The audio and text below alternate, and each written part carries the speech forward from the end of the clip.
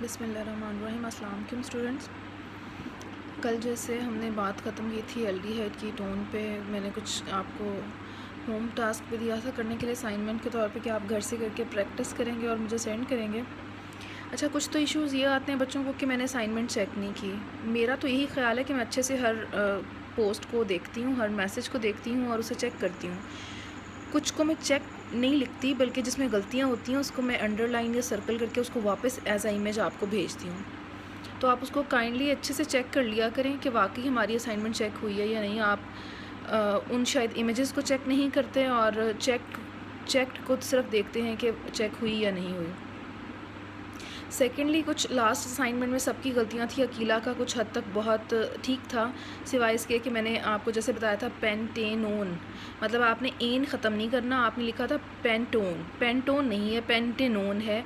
आपने एल्केन का सिर्फ ई रिप्लेस करना है ओन से, तो e will be replaced by one, pentanone बनता है, नॉट पेंटोन। एंड सेकेंडली, मैंने आपको आयुपेक नेम्स पूछे हैं। बहुत से बच्चे कॉमन नेम्स लिखते हैं, जैसे एल्डिहाइड का मैंने पूछा था तो फॉर्म एल्डिहाइड लिखा हुआ था, और aldehyde is a class. Aldehyde किसी का नाम नहीं होता, कुछ बच्चों ने एल्डिहाइड नाम भी लिखा हुआ है। तो कोशिश करें, चूँकि मैं आपको आयुपेक रूल्स पढ़ा रही हूँ, नो डाउट के कॉमन नेम्स भी आपके गलत नहीं हैं, but you are suppose to write the आयुपेक नेम्स। मैं आपको जो असाइनमेंट देती हूँ उस पर जो आपको रूल्स पढ़ाए जाते हैं वो आयुपेक नेम के हैं। ओके जी, नेक्स्ट आज का स्टार्ट करते हैं, which is carboxylic acid. Carboxylic acid में क्या होता है, रूल्स वही हैं कि you have to select the longest carbon chain having a carboxylic group. उसमें एल्केन का ई रिप्लेस हो जाएगा विद द ओइक एसिड। जैसे मीथेन है तो उसका ई रिप्लेस हो जाएगा विद ओइक एसिड, बन जाएगा मीथेनोइक एसिड। जैसे यहाँ एक कार्बन का यूनिट है कार्बोक्सिलिक एसिड का, तो ये मीथेन की जगह पे यहाँ आएगा मीथेनोइक एसिड। ई काट के ओइक एसिड का इजाफा। एक ही कार्बन है, जब एक कार्बन का यूनिट होता है तो वो मीथेन होता है, लेकिन चूंकि this functional group is a carboxylic acid तो ये हो जाएगा मीथेनोइक एसिड। नेक्स्ट एग्जांपल पे जाते हैं। ये मैंने पहले भी आपको बताया था, जिगजैग स्ट्रक्चर है, इसको आपको देखना आना चाहिए। हर जिगजैग स्ट्रक्चर पे आपको एक कार्बन नज़र आती है और उस कार्बन के साथ जो अटैच होंगे दैट विल बी हाइड्रोजन्स। अब अगर आप ये आखिरी कार्बन को देखें तो obviously it is bonded with one carbon, तो उसने 3 जो बॉन्ड बनाए हुए हैं वो हाइड्रोजन के साथ हैं। तो यहाँ पे लॉन्गेस्ट कार्बन चेन हमने सेलेक्ट कर ली which is of 4 carbon. Numbering start करेंगे obviously from the carboxylic carbon. जो फंक्शनल ग्रुप है यहाँ हाइड्रोक्सी है, लेकिन हाइड्रोक्सी के ऊपर कार्बोक्सिलिक एसिड प्रेफरेंस लेते हैं, that is why we will start numbering from this carbon. 1 2 3 4, अब 2 पे सब्स्टिट्यूशन है विच इज़ हाइड्रोक्सी, तो ये बनेगा 2 हाइड्रोक्सी ब्यूटेनोइक एसिड। इसी तरह से नेक्स्ट एग्जांपल को और डिस्कस कर लेते हैं, जिसमें लॉन्गेस्ट कार्बन चेन सेलेक्ट की है हमने। यहाँ से स्टार्ट किया 1 2 3 4 एंड 5। ये क्लोरो सब्स्टिट्यूशन है और ये फिनाइल की है। अच्छा, ये याद रखिएगा कि जो फंक्शनल ग्रुप है उसकी कार्बन को भी हम नंबर देते हैं, जैसे एल्डिहाइड में भी दिया था। कीटोन तो चूँकि इनसाइड द मॉलिक्यूल आता है, इनर साइड पे होता है, तो उसको तो नंबर मिलता ही मिलता है, लेकिन एल्डिहाइड की कार्बन को भी हमने नंबर देना होता है, उसी कार्बन से नंबरिंग स्टार्ट होती है। इस तरह से कार्बोक्सिलिक एसिड का ये कार्बन, आप ये मत कंसीडर कीजिएगा कि इसको हम नंबर नहीं देंगे, तो नंबरिंग इसी कार्बन से स्टार्ट होगी। तो ये 1 2 3 4 5, 4 पे क्लोरो है, 5 पे फिनाइल है, तो obviously we will write the name alphabetically. अच्छा, ये आप थोड़ा सा स्किप कर जाते हो कि अल्फ़ाबेटिकली नहीं लिखते हो।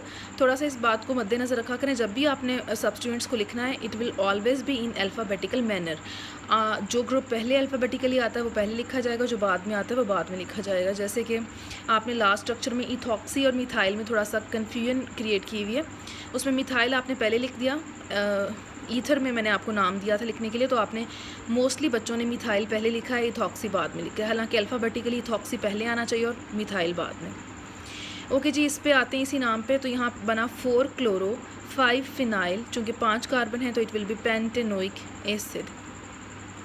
बहुत आसान से रूल है, वही सेम चीज़ें अप्लाई होती हैं, जस्ट आपको कुछ चेंजेस करनी हैं। ओके जी, नेक्स्ट एक और डिस्कशन कर लेते हैं, थोड़ा सा ट्रिकी है। उस ट्रिक को देख लें कि इसमें ट्रिक क्या है। अब यहाँ पे आप देखें, ये कार्बोक्सिलिक ग्रुप है, दिस इज़ कार्बन 1, ये 2, और मैंने बताया हर कॉर्नर जो है इट रिप्रेजेंट्स अ कार्बन। ये भी कार्बन है, ये भी कार्बन है, ये भी कार्बन है, but at 4th position it is hydroxy. ये भी कार्बन है, ये भी कार्बन है, ये भी कार्बन है। अच्छा, मैंने लॉन्गेस्ट कार्बन चेन सेलेक्ट की है 1 2 3 4 एंड 5, जबकि जो लॉन्गेस्ट कार्बन चेन बनती है वो बनती है 1 2 3 4, 5 एंड 6। ये 6 कार्बन की चेन सेलेक्ट करने के बजाय मैंने 5 कार्बन की चेन सेलेक्ट की। उसकी वजह क्या है? उसकी वजह ये है कि ये एल्केन की चेन है, जबकि हम अगर जो मैंने सेलेक्ट की है चेन उसमें हाइड्रोक्सिल ग्रुप मौजूद है, जबकि हम एल्केन के ऊपर हाइड्रोक्सिल को प्रेफर करते हैं, इसीलिए वी सेलेक्ट दिस चेन।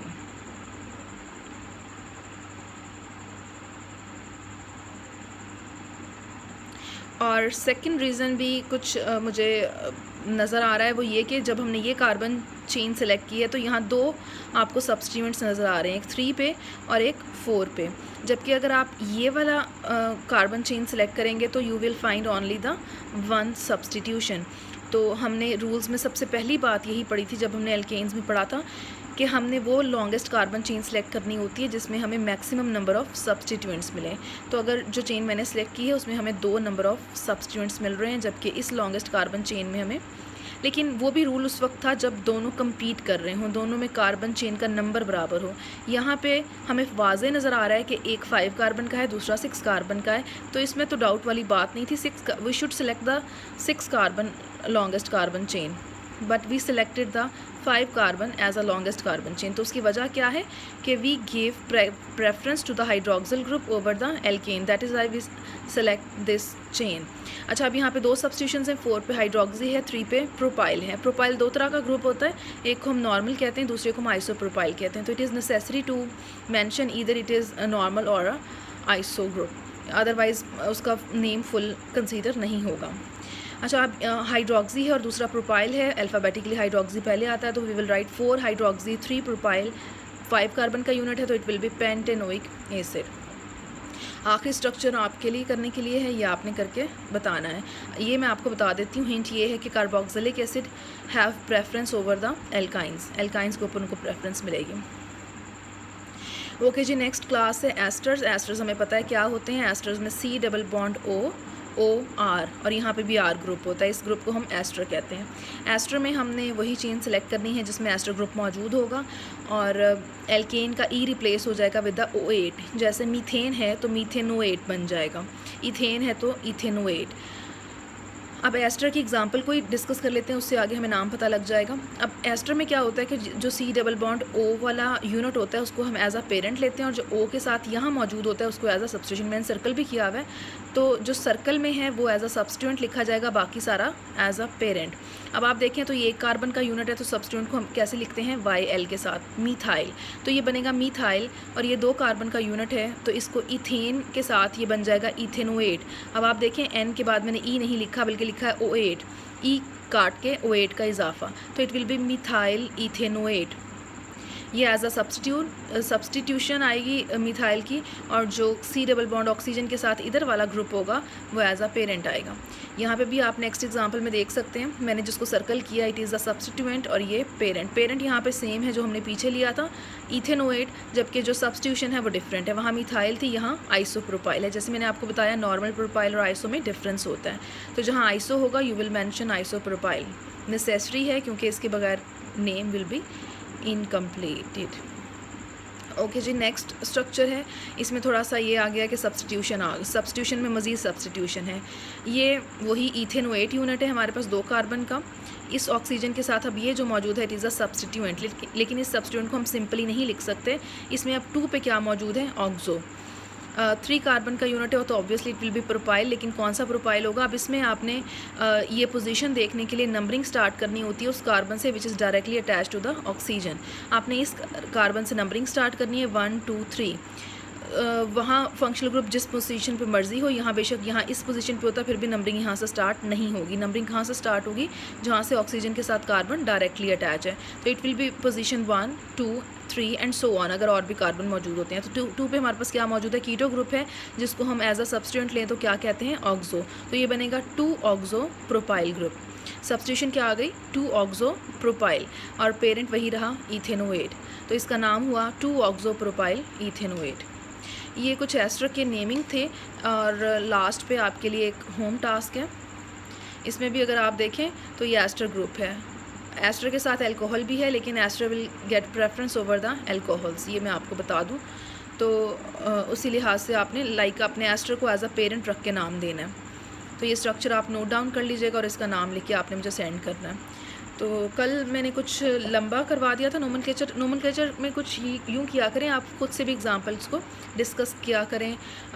कुछ अगर आपको बुक से मिलती हैं एक्स्ट्रा एग्जांपल्स या अगर आपको इंटरनेट से मिल रही हैं तो do practice with more examples, जिससे आपका नोमेनक्लेचर बेहतर से बेहतर होता जाएगा। ओके जी, अल्लाह हाफ़िज़।